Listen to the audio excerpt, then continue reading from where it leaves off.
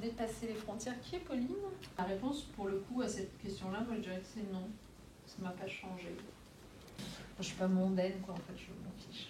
Vous voyez, je n'étais pas attirée par ces trucs-là, les dorures, les machins, les réseaux et tout ça.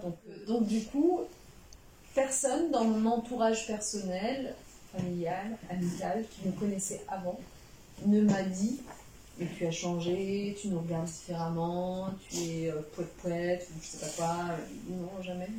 Est-ce que vous avez aimé votre rôle de ministre, Alicia? Eh ben écoute, oui. J'ai beaucoup aimé, j'ai adoré même. J'ai vraiment adoré. J'ai adoré être ministre des droits des femmes, j'ai adoré être ministre de l'éducation.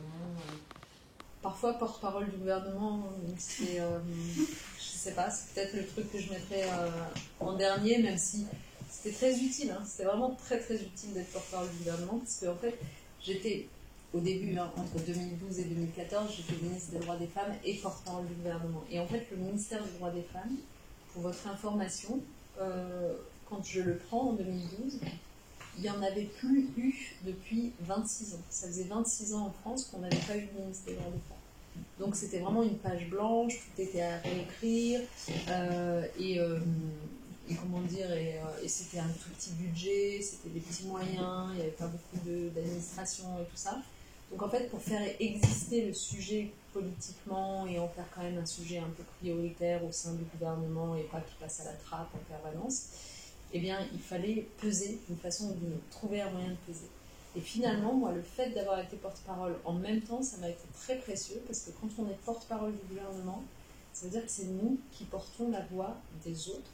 Ça veut dire que c'est nous qui présentons de façon plus ou moins sympathique, valorisante, les actions des autres membres du gouvernement. Quand vous leur demandez quelque chose, généralement ils disent oui. Et moi j'étais devenue une spécialiste de ça. Et du coup, globalement, on avait augmenté le budget des droits des femmes. Et puis même, c'était vraiment un ministère qui était... je parlais de charge symbolique tout à l'heure, mais c'est magnifique.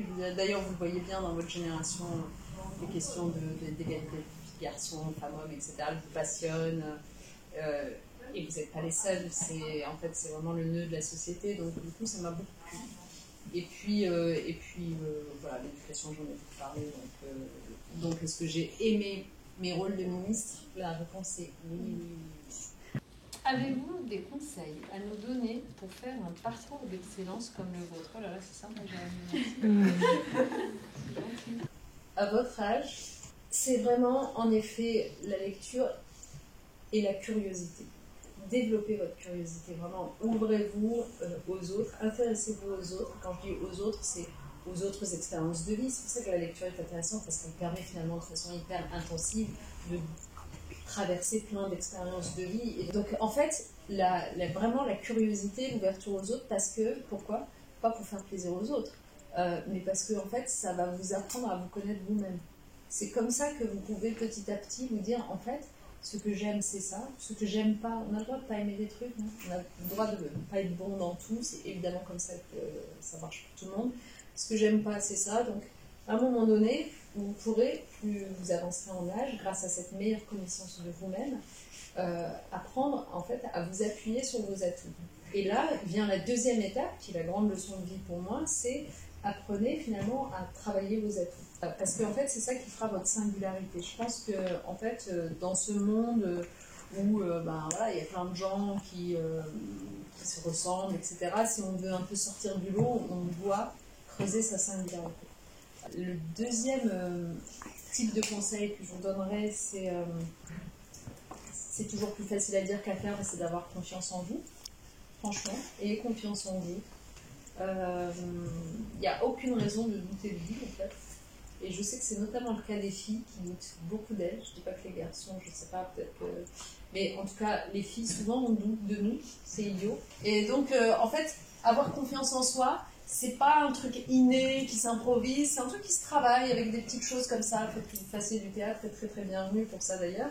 La dernière leçon que j'aurais, c'est de vous dire ayez confiance aussi en la vie. D'où le titre du livre, La vie a plus d'imagination que toi.